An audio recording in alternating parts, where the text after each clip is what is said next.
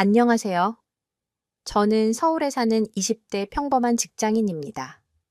저는 어릴 적부터 결혼을 일찍 하고 싶었고, 그래서 빠르면 빠르고, 늦으면 늦은 나이인 28살에 결혼하게 되었죠. 그러나 얼마 전 처참히 시댁 식구들에게 배신감을 느껴 도저히 같이 못 살겠더라고요. 결국 큰 결심한 끝에 이혼하게 되었습니다. 갑작스러운 이혼에 친정 식구들은 충격에 휩싸였지만 저는 후회하지 않아요. 조상신이 도운 것이라고 생각합니다. 그럼 지금부터 시댁의 충격적인 거짓말 이야기 한번 들어보시겠어요? 남편과 저는 대학교에서 만났습니다. 같은 과였고 1살 위선배 오빠였죠. 제가 다니는 대학은 스카이 중 하나였습니다. 남들은 부럽다고 하는데 저는 아니었습니다. 왜냐하면 정말 어렵고 힘들게 대학을 들어갔기 때문이죠. 다행히 열심히 공부해서 대학에 붙었지만 그 흔한 대학 등록금을 낼 돈이 없었거든요. 왜냐하면 저는 홀어머니 밑에서 자랐고 열심히 일하시며 외동딸을 키우셨지만 생각보다 삶이 녹록지 않으셨습니다. 무엇보다 가게를 하나 차리려고 자본금을 모으셨는데 그마저도 사기를 당하셨거든요. 아무튼 저의 학창 시절을 떠오르면 암울 그 자체였습니다. 물론 친정엄마는 저를 사랑으로 잘 키워주셨지만 경제적으로 집안 사정이 어려워지자 저도 엄마도 모두 지쳐가긴 마찬가지였어요. 가난이라는 게 참 사람을 힘들게 했습니다. 아무튼 대학에 가까스로 가게 되었고 그때 지금의 남편을 만났어요. 당시 남편은 저와 다르게 차림새가 늘 반듯하게 깔끔했고 무엇보다 대학교 1학년 때부터 자신의 이름으로 된 자동차를 가지고 통학을 했습니다. 오빠 자동차, 진짜 좋아 보인다. 누구 거야? 응? 내 거 진짜? 아버지 자동차 아니고 오빠 이름으로 된 자차라고? 응? 엄마가 대학교 올라갈 때 주신다고 했거든? 아, 우와, 대단하다. 아니, 우리 교회 이런 좋은 차, 그것도 자차 가지고 있는 사람은 오빠밖에 없을 걸 그런가? 네, 맞습니다. 남친은 금수저예요. 그렇다고 엄청난 재벌까지는 아니지만 부족한 것 없이 살았다고 보면 됩니다. 그런데 일찍 아버지는 돌아가셨고 남친도 홀어머니 아래에서 자랐다고 했어요. 그래서 그런 면에서는 대화가 잘 통했고 서로 위로도 해주며 마음이 잘 맞았습니다. 그리고 남편의 바로 아래에 여동생이 있었는데 결혼을 일찍 했다는 이야기는 익히 들어서 알고 있었고요. 또 신우에게는 5살짜리 아이도 있었습니다. 어쨌든 남친은 집에 건물도 몇 채 가지고 있었고 누가 뭐래도 부족함 없는 금수저 아들이었습니다. 친구들은 부럽다고 다들 난리였지만 저는 솔직히 좀 부담스럽기도 했어요. 배부른 소리가 아니라 진짜 그랬습니다. 그걸 제대로 알게 된 게 남편과 결혼하기 위해 상견례 겸 인사 자리를 가졌을 때 느꼈어요. 아무래도 저는 외동딸이고 직계 가족은 친정엄마만 계셨기 때문에 조촐하게 진행했습니다. 그런데 그때 당시 남편 어머님께서 상견례 장소를 알아서 잡겠다고 하셔서 그런가 보다 하고 있었는데 그날 그 장소로 가보니 정말 입이 떡 벌어지더라고요. 그 장소는 5성급 호텔이었고 1인당 30만 원 하는 코스 요리였습니다. 부담스러웠지만 날이 날인 만큼 어머님께서 신경 써주셨다는 생각에 처음에는 고맙다는 마음도 있었어요. 안녕하세요. 어머님. 그래? 연기나 우리 거의 3개월 만인가? 네. 벌써 그렇게 되네요. 아, 저희 어머님 소개해 드릴게요. 안녕하세요. 저는 영긴이 엄마입니다. 처음 뵙겠습니다. 안녕하세요. 저는 홍계 엄마입니다. 반갑습니다. 저희는 그렇게 어색한 상견례를 시작했어요. 그런데 상견례 내내 남편의 여동생, 그러니까 문제의 신우가 저희 대화에 톡 튀어나와서 이야기를 주도하기도 했습니다. 그 모습이 좀 꼴보기 싫었어요. 아니, 그런데 집은 어떻게 할 거예요? 솔직히 요즘 반박 여론도 많던데 요즘은 여자도 집 장만할 때 보태야 하더라고요. 저도 시집 갈 때 3억 정도 했어요. 네. 아하하하. 오빠랑 이야기해봐야죠. 구체적인 계획은 없어요. 상견례가 그런 거 이야기하는 자리 아니에요. 아직 계획이 없다고요. 그건 좀 이상한데요. 야, 이상미 시끄러워. 우리가 알아서 해. 참나. 오빠는 괜히 성질이야. 신우는 상견례 분위기를 결국 망치고 말았습니다. 참 신우는 밉상이었어요. 그렇지만 남편은 항상 제 편을 들어주었고 저만 바라보는 수뇌보 같은 타입이었기 때문에 이 남자를 놓치는 건 죽어도 싫었습니다. 남편 말에 의하면 신우는 일찍 결혼했는데 남편과의 사이가 별로 좋지 않다고 들었어요. 그래서 좀 이상한 데서 히스테리를 부리기도 한다고 했습니다. 산후 우울증도 심하게 겪었고 이런저런 사연이 많은 아이라 많이 보듬어 달라고 사정을 하더라고요. 저는 그때까지 그냥 스스로 감당할 수 있겠지 하는 안일한 마음이 있었습니다. 그때 결혼을 하지 말았어야 했는데 말이죠. 인생은 선택의 연속인 것 같습니다. 아무튼 그 후 저희는 아슬아슬하게 결혼을 약속했어요. 하지만 저는 개인적으로 고민이 있었습니다. 학자금 대출과 집 대출이 있었는데 그때까지 다 못 갚고 있는 상황이었거든요. 당시 남편에게 모두 말했고 그 때문에라도 저는 결혼을 좀 더 미뤘으면 했습니다. 그런데 남편은 당장 한 달 뒤라도 결혼을 하고 싶다고 했어요. 오빠, 그때도 이야기했지만 나 적금 계속 붓고 있잖아. 그리고 나 어차피 이직할 거라. 퇴직금 받으면 그래도 학자금 대출은 어느 정도 해결될 거야. 응? 우리 결혼 조금만 더 미루는 거 어때? 아냐? 연기나 결혼도 타이밍이야. 나 지금 당장 결혼하고 싶어. 그리고 안 그래도 그 대출 이야기 마무리 좀 하자. 제발 고집 좀 피우지 말고 그냥 내가 다 갚아줄게. 응. 아니, 그거 얼마나 한다고? 너 힘으로 다 해결하겠다고 그러는 거야. 물론 너 마음은 아는데 내가 돈 못 줄 만큼 힘든 상황은 아니잖아. 그래도 오빠한테 짐 되고 싶지는 않아. 저는 오빠가 저의 대출을 모두 갚아주겠다고 했지만 끝까지 거부했습니다.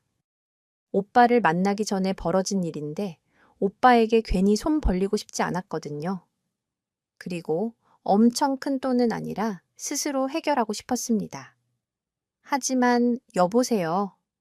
영은아, 이따 계좌 좀 확인해. 어? 왜 그 대출 말이야? 그거 해결하자. 나 진짜 이번에도 내 돈 다시 돌려주면 진짜 너무 속상할 것 같아. 어? 우리 가족 아니야.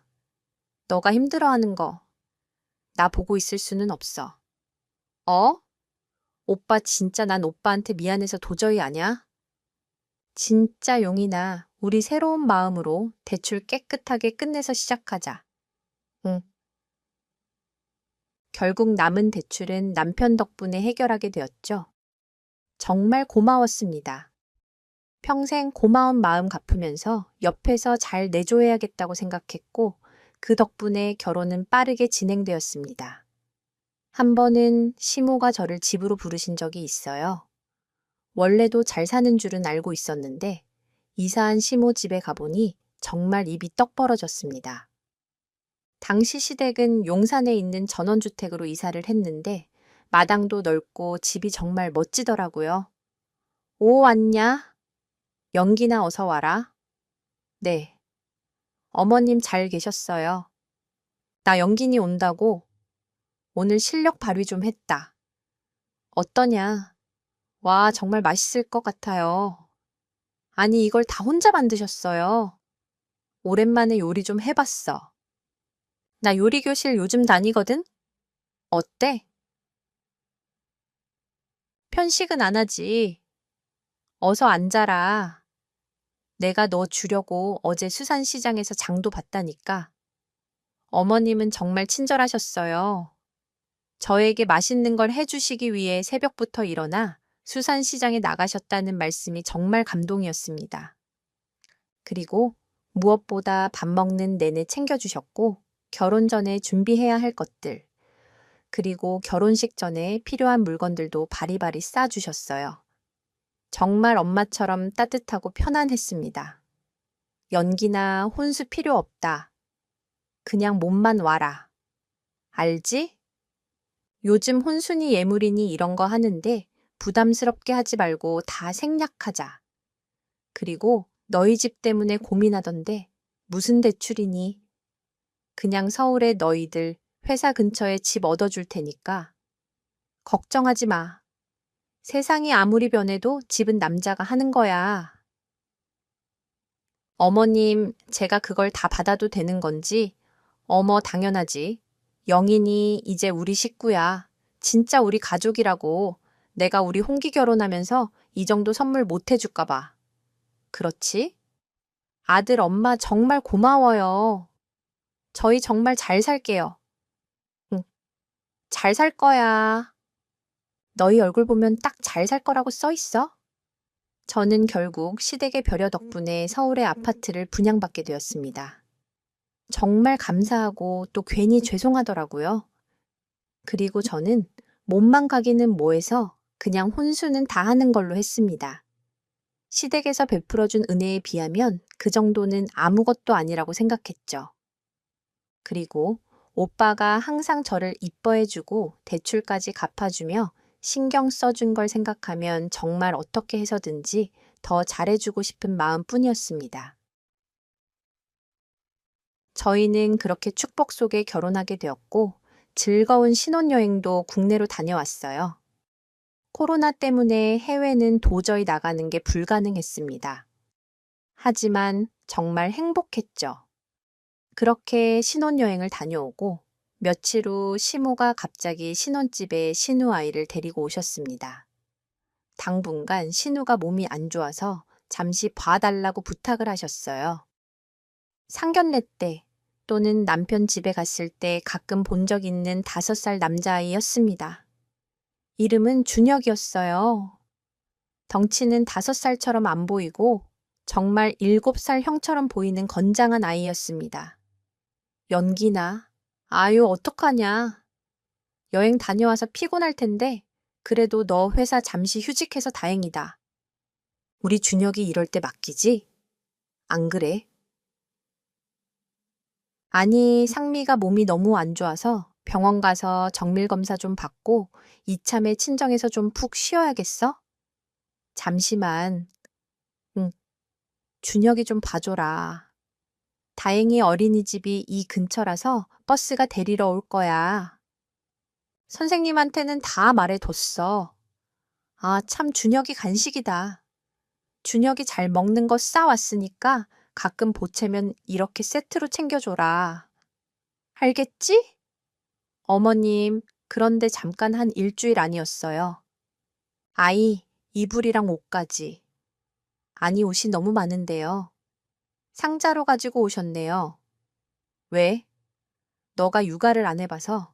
그래, 아이들 뭐 흘리고 먹고 밖에 나가서 놀다 들어오면 얼마나 묻히고 오는데.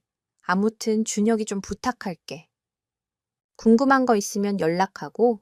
응, 정말 막무가내였습니다. 하지만 신우가 갑자기 대학병원을 갈 정도로 몸이 약해졌다고 하니 잠깐 일주일 정도 아이를 맡아주는 건 어려운 일은 아니라고 생각했죠. 그리고 평소 아이들 돌보는 걸 좋아했기 때문에 어렵지 않을 거라 생각했습니다. 퇴근하고 돌아온 남편에게도 이 사실을 전달했고 남편도 쉬는 상황을 알고 있길래 딱 일주일만 아이를 맡아주기로 합의를 봤어요. 그런데 준혁아 정말 이렇게 하면 어떻게 해? 저는 정말 하루하루가 전쟁 같았습니다. 준혁이가 원래 장난꾸러기인 줄은 알고 있었는데 정말 장난이 아니었어요. 그리고 예의가 너무 없었습니다. 아이가 밥을 안 먹고 보채며 가끔은 밥상을 집어던지길래 밥상머리 교육을 한 적이 있어요. 그러자 아이가 갑자기 제 명치를 발로 차는 겁니다. 정말 순간적으로 너무 놀라서 눈물이 핑 돌고 화가 너무 났어요. 그래도 아이니까 참고 밥을 먹이려고 노력했습니다. 그러나 아이는 말을 듣지 않았고 갑자기 소리를 지르면서 집에 있는 물건들을 던졌고 제가 가장 아끼는 비싼 안경도 던지는 바람에 안경 알이 깨지는 일도 있었어요. 저는 점점 지쳐갔습니다. 오빠 내일이면 일주일 아냐? 아가씨 이제 오는 거지? 그럴 거야. 그런데 아까 전화해 봤거든. 병원이라던데 아마 입원할 거라는 모양이야. 좀 상황이 안 좋은가 봐. 뭐 입원 갑자기 왜? 모르지? 아까 입원 수속 받는다고 했으니까 저녁 먹고 이따가 전화해 볼 게 아니야? 오빠 그냥 어머님한테 바로 이따가 전화해 봐. 응, 그래 알았어? 걱정 마. 결국 남편은 시모에게 연락했고 시모는 말도 안 되는 이야기를 하더라고요. 시모가 어쩌면 입원을 할 수도 있으니 준혁이를 조금만 더 맡아달라는 부탁이었습니다. 병명을 들어보니 빈혈이었어요. 빈혈이 너무 심해서 일상생활을 할 수 없을 정도라고 했습니다. 물론 신우가 아픈 건 걱정되었지만 준혁이를 돌보는 건 또 다른 문제이긴 했어요. 왜냐하면 제가 마침 회사 이직을 앞두고 잠시 원래 회사를 휴직한 것이기 때문에 회사 이직 준비를 아예 못하고 있었기 때문입니다. 하지만 어쩔 수 없었죠. 신우에게도 연락해 봤더니 정말 미안하다면서 연신 사과하며 준혁이를 부탁하더라고요. 일이 좀 꼬이긴 했지만 딱 한 달만 준혁이랑 지내기로 결심하고 약속을 받았습니다. 그렇게 준혁이를 본 지 한 달이 되었습니다. 그리고 드디어 남편한테 얘기를 했고 이제 준혁이를 시우에게 보내자고 이야기를 했죠. 그런데 그날 밤 시모와 시우 둘 다 저희 집에 찾아왔습니다. 드디어 준혁이를 데리러 온 줄 알고 정말 기뻤어요. 어? 어머님 오셨어요? 아가씨 괜찮아요? 네. 언니 그동안 고생하셨어요. 아이고, 아가씨가 더 고생이죠. 살이 더 빠졌네요. 안 그래도 엊그제 퇴원했다고 이야기는 들었어요. 이제 괜찮은 거죠. 뭐 몸은 이제 괜찮아요. 저기 연기나 내 이야기 좀 들어봐라.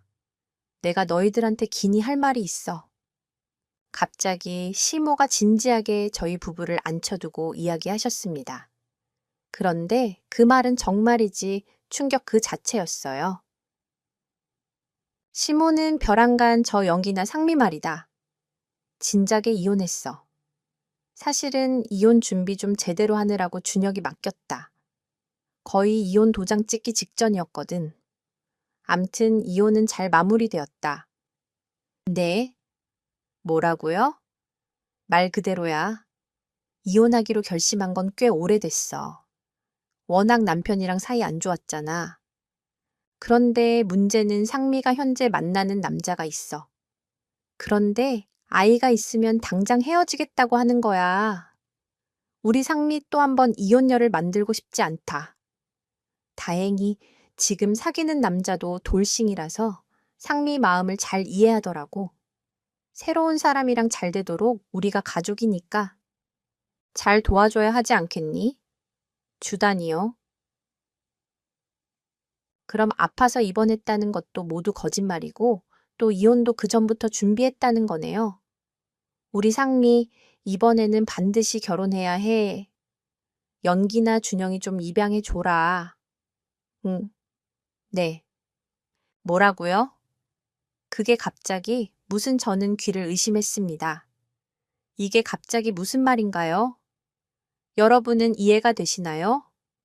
신우 결혼을 위해 본인의 아이를 잠시 없는 것처럼 연기를 하라는 말이었어요. 그리고 심지어 제가 준혁이를 입양해 주었으면 한다고 부탁하셨습니다. 정말 말도 안 되는 소리였죠.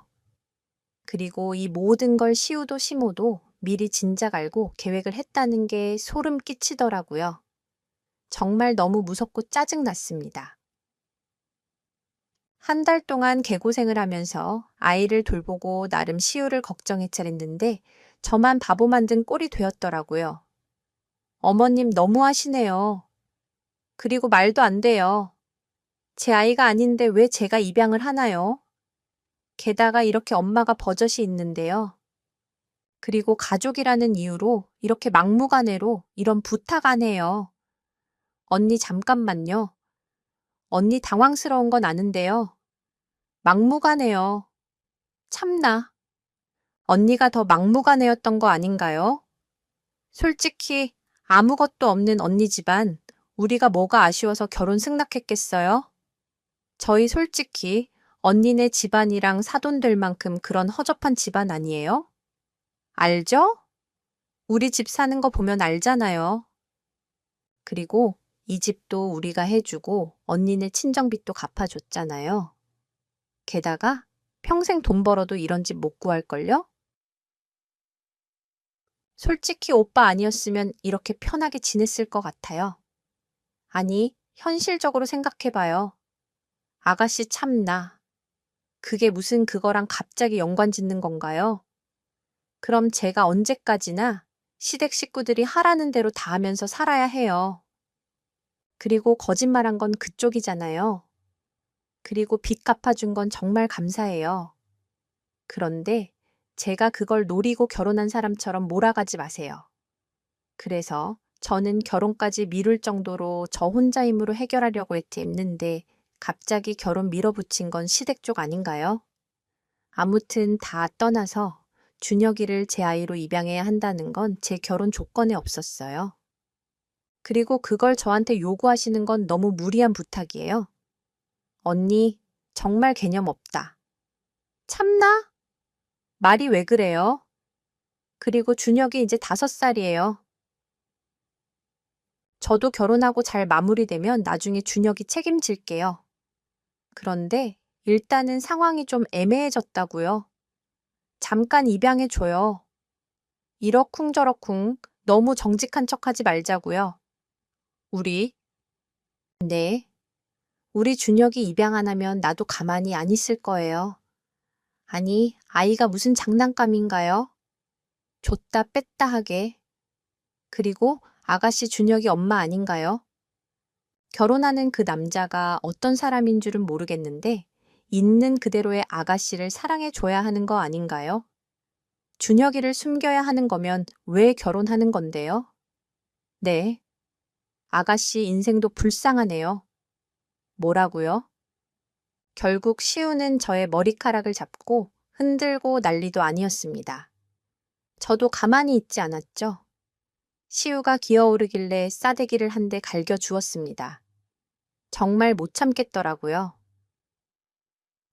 자꾸만 거지 같은 집안이라고 무시하는데 도저히 참을 수가 없었습니다. 결국 한바탕 난리가 났어요. 사람들이 가고 남편한테 진지하게 얘기를 물어봤습니다. 오빠 다 알고 있었어? 응, 아니야. 정말 나도 몰랐어. 미안하다. 오빠 아까 들었겠지만 난 절대 못해. 아니 그리고 말도 안 되는 일이잖아. 아이, 그런데 영기나 너 마음은 이해는 가는데 너 어차피 평생 일해도 이런 집 못 구하지 않아? 이걸 계기로 엄마한테 재산 좀 물려받자 어때? 그냥 좀 편하게 살자. 준혁이 어차피 그리고 우리 식구고 또 우리가 거두면 되지 않을까? 너도 아기 갖고 싶어 했잖아. 뭐? 내가 아는 오빠 맞아. 뭐 어쩌고 어째 재산을 물려받으려고 그런 말도 안 되는 이런 입양을 한다는 거야. 우리 아이도 아닌데. 야, 가끔은 하나를 포기해야 하나를 얻을 때도 있는 거야. 나 솔직히 위로 더 올라가고 싶어. 연기나. 그런데 엄마가 가지고 있는 땅이 있는데 그건 절대 나한테 안 주시더라고. 이번 기회로 우리 재산 좀 불려보자. 너만 오케이 하면 돼. 그리고 준혁이는 어차피 이모님이 돌봐주실 거야. 너는 그냥 조카랑 논다 생각하고, 응? 저는 혀를 내둘렀습니다. 정말 제가 알던 남편이 아니었어요. 이렇게까지 돈 욕심, 명예 욕심이 있는 사람인 줄은 꿈에도 몰랐습니다. 역시 사람은 겪어봐야 안다는데 그 말이 딱 맞았어요. 시모, 신우가 저에게 말했던 것보다 훨씬 더 충격이었습니다. 그런데 이런 상황 속에서 끔찍한 사건을 하나 더 만나게 되었어요. 하루는 준혁이 문제로 시모가 이야기하고 싶다면서 저랑 오빠를 시댁에 부르신 적이 있었습니다. 오빠도 퇴근하고 바로 시댁으로 가기로 해서 시댁에서 만나기로 했죠. 그런데 시댁에 가보니 문이 열려져 있었어요. 살짝 문을 열고 들어가 보니 시모, 신우, 그리고 남편까지 정말 시댁 식구들만 모여 앉아서 이야기하고 있길래 일부러 인기척 안 하고 이야기를 엿들어 봤습니다. 엄마 아우씨, 언니한테 돈이라도 줘. 그렇게라도 해결해야지. 뭐 영gin이가 보통 아이가 아니야. 아유, 그렇게 돈으로 해결될 사람이 아니라고 어떻게 해야 할까? 이번에 상미 결혼 망치면 너가 책임져. 야, 홍기야. 너 마누라잖아. 어떻게 해야 영인이가 마음 돌리겠냐? 나도 어려워. 엄마 안 그래도 내가 계속 이야기하고 있는데 안 통하네. 거봐. 언니 보통 아니라니까. 애초에 왜 그러니까 그런 거지. 같은 집안이랑 결혼한 거야. 오빠는 엄마 이제 어떻게 해? 그렇다고 준혁이를 고아원에 버려. 모두 시끄러워. 원래 없이 살았던 사람들이 돈 맛을 보면 미치는 거야. 내가 뭐 영gin이 마음에 들어서 결혼시킨 줄 알아. 우리 아들 어디가 아까웠어? 앞으로 우리 홍기 점점 위로 올라갈 건데 그러려면 여자가 쥐죽은 듯이 조용히 내조해야 한단 말이야. 그러려면 여자가 좀 드세지 않고 조용한 여자가 우리 집에 필요했어. 아, 그나저나 준혁이를 해결해야 하는데 아예 결혼하기 전에 이걸 말할 걸 그랬나? 아이씨 돈도 없는데 자존심은 더럽게 새서 안 넘어오네. 아무튼 너희도 영인이 심기 건드리지 말아라. 내가 잘 이야기할 테니까. 준혁이 키울 수 있게 너희도 옆에서 분위기 맞춰줘. 알겠지? 특히 너 홍기, 너가 남편 아니야? 잘 좀 해. 아이씨 귀찮아. 알았어. 엄마. 그럼 이번 일만 해결하면 나 남양주 땅 주는 거야. 믿었던 남편마저 결국 시모 신우 편에 서서 저를 무시하며 남몰래 작전을 짜는 걸 생생하게 듣고 말았습니다. 이야기를 들어보니 돈만 있으면 넘어갈 것 같은데 넘어가지 않는 제가 이상하다면서 오히려 그들은 저를 이상한 사람으로 만들더라고요.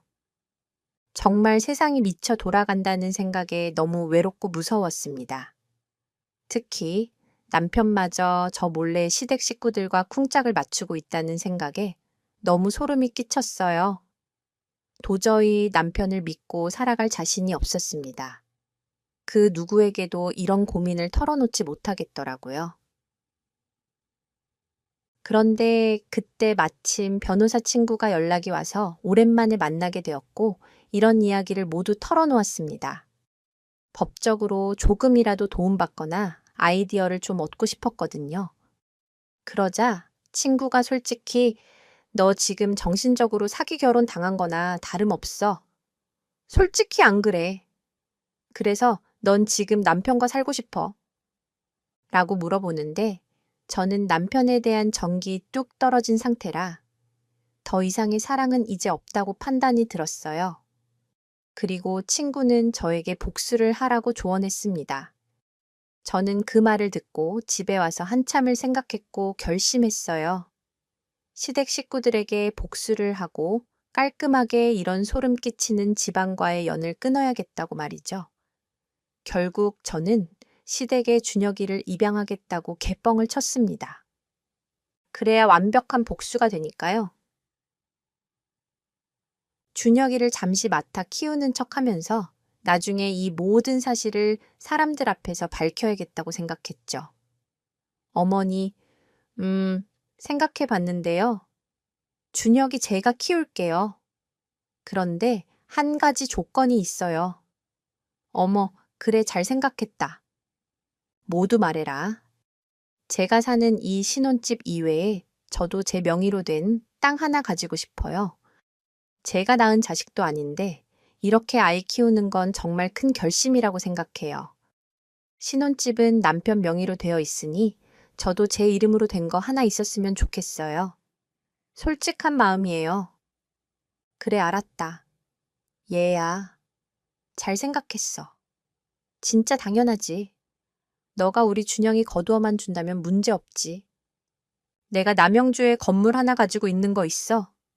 그거 조만간 너한테 돌려줄게. 내가 약속하마 정말 고맙다. 잘 생각했어. 저는 전세를 역전시켰습니다. 누가 뭐래도 제대로 된 복수를 하고 싶었으니까요. 그리고 얼마 지나서 시댁에서 아이를 데리고 집에 왔습니다. 준혁이는 미운 짓을 매일 골라야 했지만 아이가 무슨 죄가 있겠어요? 일단 이혼 준비를 하는 동안에는 아이를 억지로 키웠습니다. 하지만 아이에게는 제 나름대로 최선을 다했어요. 또 지내다 보니 아이에게 나름 정이 들기도 했습니다. 하지만 그렇다고 제 자식도 아닌 아이인데 솔직히 평생 거둘 정도로 입양하고 싶지는 않았어요. 또한 솔직히 아이 얼굴을 보면 시댁 식구들 얼굴만 떠올랐거든요. 정말 억지로 준혁이를 데리고 와서 아이를 잠시 키우는데 그때부터 남편의 행동이 좀 이상해지더라고요. 이제 다 잡은 물고기라는 생각이 든 건지 확실히 저에 대한 스킨십도 줄어들고 저를 돌멩이 쳐다보듯 했습니다. 오빠 내일 주말인데 준혁이 데리고 어디 갈까? 뭐, 아이씨 귀찮아. 애들 데리고 나가면 그리고 피곤한 거 알지? 응? 오빠, 우리가 준혁이 키우기로 한 이상 그래도 부모님 노릇은 해야 하는 거 아니야? 집 있고 밥 있고 따뜻한 자기 방 있고 얼마나 좋냐? 밖에 나가면 비싼 장난감이 가득인데 우리만큼 아이한테 잘해주는 집이 있냐? 우리 준혁이 키우기로 한 거 잊었어. 알아? 그런데 뭐 키우고 있잖아. 시끄럽고 나 다음 주 주말은 통으로 집에 못 온다.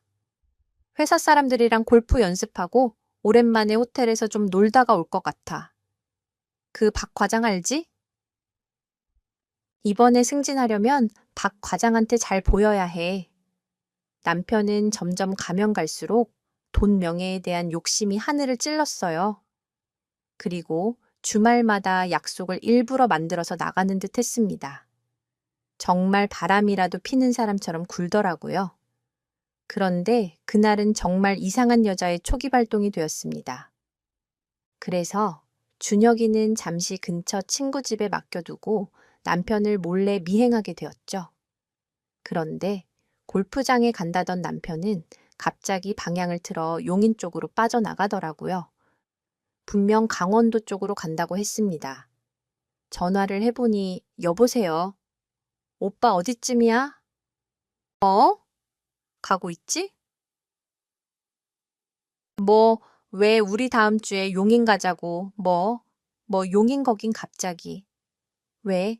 아, 준혁이 놀이동산 가고 싶대서 이번 주는 오빠 강원도에 골프 치러 가니까 어차피 안 되고 다음 주에는 되지 미리 약속 잡지 말라고 혹시나 해서 전화한 거야. 아이씨 집에 가서 이야기하면 되지. 굳이 뭘 전화로 하냐? 알았어? 끊어. 남편은 확실히 이상했어요. 장소를 굳이 거짓말했습니다. 떨리는 마음으로 도착한 곳은 다름 아닌 용인이 위치한 놀이공원이었어요. 제가 다음 주에 준혁이와 가자고 했던 그 장소 말입니다. 정말 어이가 없었습니다. 차를 세운 남편은 웬 낯선 여자와 주차장에서 만나더니 팔짱을 끼고 놀이동산을 즐기러 들어가더라고요. 정말 하늘이 무너지는 기분이었습니다. 아무리 그래도 바람을 몰래 피우고 있을 것이라고는 상상도 못했거든요. 저는 시간차를 두고 계속 따라갔어요. 그 낯선 상간녀 얼굴을 가까이 보니 20대 중반 되어 보이는 평범한 여자였습니다. 여리여리하게 몸이 날씬한 것 빼고는 별 볼품없는 얼굴이었어요. 갑자기 저런 이상한 여자한테 왜 홀린 건지 정말 분통이 터져 미치는 줄 알았습니다. 하지만 저는 남편과 이혼하겠다는 생각이 굳어져 있었기 때문에 차라리 잘 되었다고 생각했어요. 위자료라도 잔뜩 받을 수 있을 거라 생각했고, 남편과 그 이상한 여자가 팔짱을 끼고 다니는 장면들을 모두 사진과 동영상으로 남겨놓았습니다. 평소 저는 놀이동산에 가도 무서운 것도 못하고 남편과 취향이 달라서 데이트할 때 많이 안 맞았었거든요. 어쩌면 남편은 자신에게 모든 걸 맞춰주는 나이, 어린 여자에게 잠시 홀린 모양이었습니다. 정말 입이 귀에 걸려 있더라고요. 저는 그 후로 점점 남편에 대한 정이 뚝 떨어지다 못해 남 대하듯 보게 되었습니다. 그리고 복수를 조금씩 준비하기 시작했죠. 저는 그 후 계속 변호사 친구를 만났고 증거 자료들과 그동안의 거짓말들, 시댁 식구들의 협박 증거들을 모두 모아 보여 주었습니다. 그리고 시모에게 제가 받은 남양주 땅 명예에 대한 부분도 확실히 법적으로 문제없게 마무리를 해 두었어요. 정말 저는 폭탄을 떨어뜨릴 날만 기다리고 있었습니다. 그러던 어느 날 시간이 지나고 신호는 자기 결혼을 남자와 나를 잡는다고 하면서 시댁의 사람들을 모두 부른 적이 있어요. 그날은 남편이 될 그 문제의 남자를 소개해 주기로 한 날이었습니다. 저는 이제 때가 왔다고 생각했어요. 애초에 신우는 이혼 사실을 말하면서 자신의 아이 준혁이의 존재를 숨겨왔다고 했습니다. 그런데 만약 제가 준혁이를 그 남편 될 사람 앞에 보여준다면 어떻게 될까요? 저는 모두가 있는 그 자리에서 폭탄을 던지기로 결심했죠. 원래는 시모가 저에게 절대 시댁에 준혁이는 데리고 오지 말라고 이모님에게 잠시 맡겨두라고 신신당부를 하셨지만 저는 시모에게는 당연히 그렇게 하겠다고 거짓말했어요. 그리곤 이모님에게 부탁해 두었습니다. 준혁이를 시댁에 1시간 후 데리고 와 달라고 부탁드렸죠. 계획은 정말 치밀했어요. 어머님, 저희 왔어요. 그래? 아, 참 소개해 줄게. 여기는 우리 며느리예요. 그리고 우리 아들 홍기. 안녕하세요. 처음 뵙겠습니다. 말씀 많이 들었습니다. 상미 남자친구 김정민이라고 합니다. 어머, 반가워요. 말씀 많이 들었어요. 나이 차이가 많이 나신다고 하던데 정말 딱 그래 보이시네요. 아가씨랑 세대 차이 좀 느끼시겠는데요. 저는 정말 정신 나간 사람처럼 굴었습니다. 왜냐하면 이제는 시댁에 더 이상 잘 보이고 싶은 사람도 없고 정이 뚝 떨어졌기 때문이죠. 그리고 일부러 미친 척을 해봤습니다. 시댁 식구들 모두 엿먹어 보라는 심정으로 말이죠. 우리 며느리가 좀 재밌어요. 영희라 왜 그러냐? 어서 앉아라. 자, 다들 시장할 텐데 앉아요. 요리 좀 나올게요. 이윽고 요리가 나왔고 정말 상다리가 부러질 정도로 맛있게 요리를 했더라고요. 그런데 누가 봐도 출장 뷔페 음식이었습니다. 어머님은 평소 요리를 절대 안 하시는 분이거든요. 어머님, 와, 음식 솜씨 대단하시네요. 정말 잘 먹겠습니다. 어흐, 그래요. 몇 가지 안 했어요? 어서 들어요. 오늘 손님 오신다고 해서 준비했어요. 제가 손님인가요? 이제 이 집 식구 될 사람인데요. 아, 참 그렇네.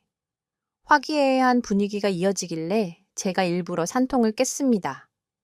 와, 정말 출장 뷔페가 맛있네요. 역시 돈을 써야 해요.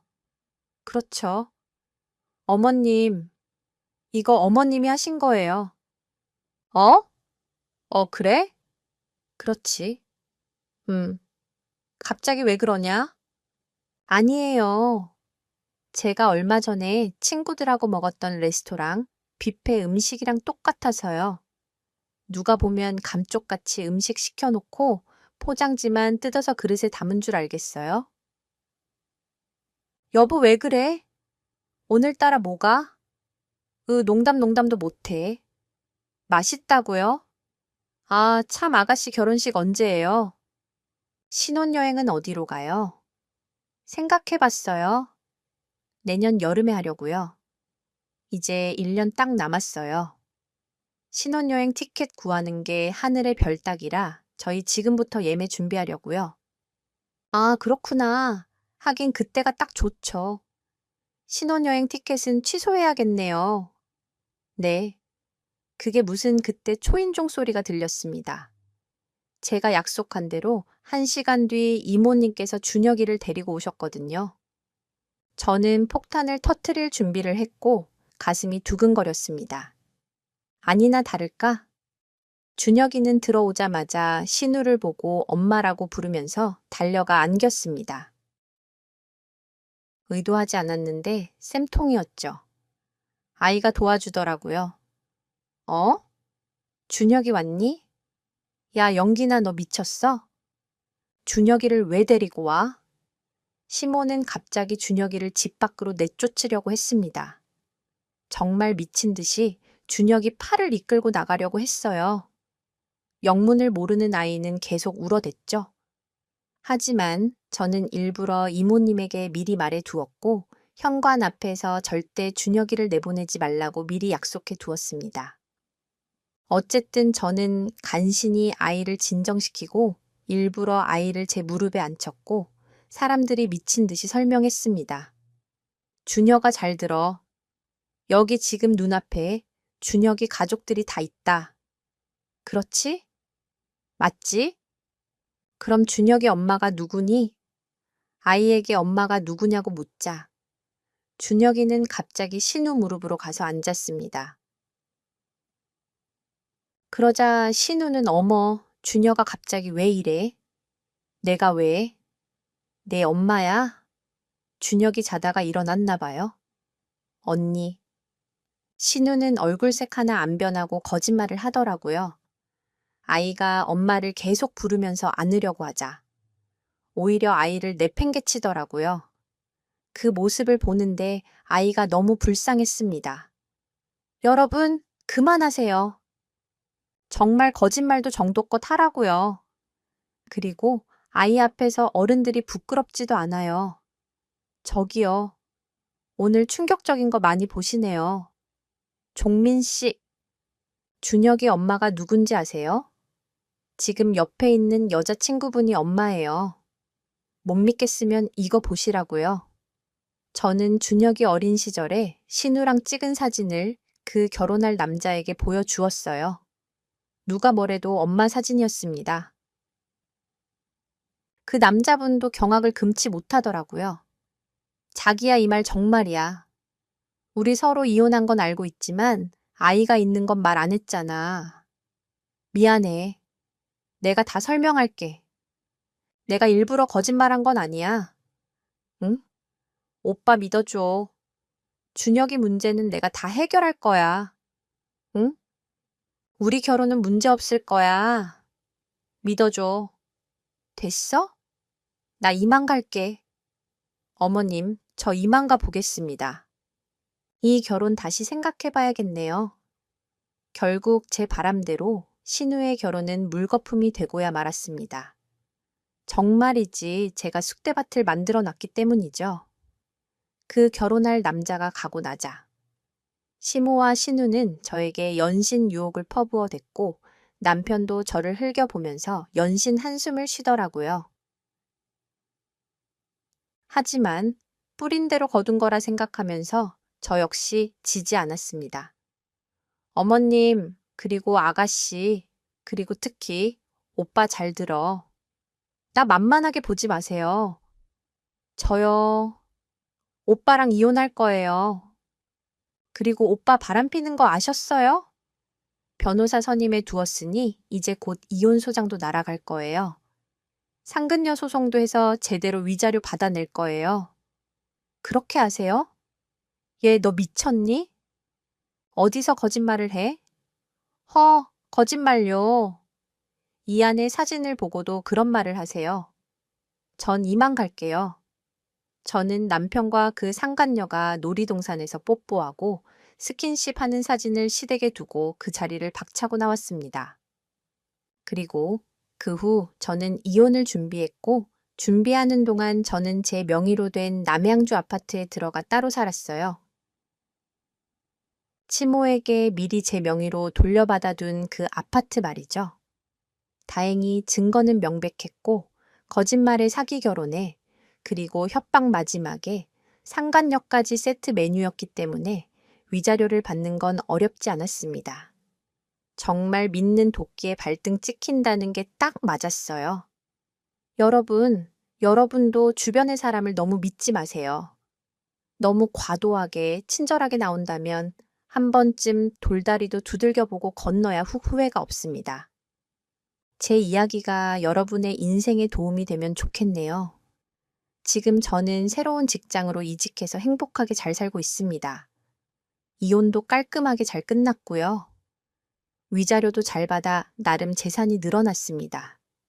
이혼이 옛날에는 흠이라고 생각했지만 요즘에는 새 삶을 살기 위한 기회라고 생각이 듭니다.